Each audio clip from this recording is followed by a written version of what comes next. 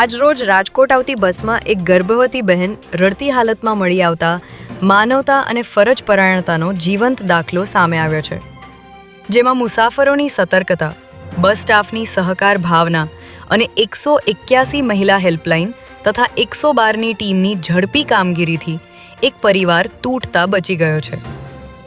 મળતી માહિતી મુજબ આ બહેન મૂળ વડોદરાના રહેવાસી છે અને લગભગ 6 મહિના પહેલા માતા પિતાની મંજૂરી વિરુદ્ધ પ્રેમ લગ્ન કર્યા બાદ આજે પતિ પત્ની વચ્ચે મંદિરે જવા બાબતે બોલાચાલી થઈ હતી, જેથી તેના પતિએ મંદિરે લઈ જવાની ના પાડતા વાદ વિવાદ વધી ગયો હતો અને પતિએ તેને ઘરેથી જવા કહી દીધું હતું, જેથી રિસાઈને આ બહેન બસમાં બેસી વડોદરાથી રાજકોટ આવ્યા હતા. ત્યારે રસ્તામાં એક માજીએ ટિકિટ માટે પૈસા આપ્યા હતા અને બસ સ્ટાફ તથા મુસાફરોએ આ બહેનની હાલત જોઈ 181 પર કોલ કર્યો હતો.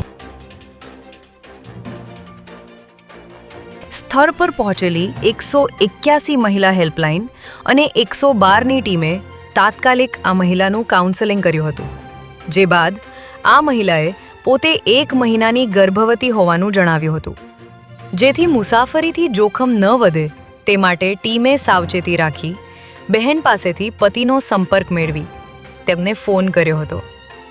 પતિએ કાલે પત્નીને લેવા આવશે અને આગળથી બોલાચાલી નહીં કરે તેવી ખાતરી આપી હતી. ત્યારે હાલ બહેનને તાત્કાલિક આશ્રયની જરૂર હોવાથી સખી વન સ્ટોપ સેન્ટર ખાતે સુરક્ષિત આશ્રય આપવામાં આવ્યો છે.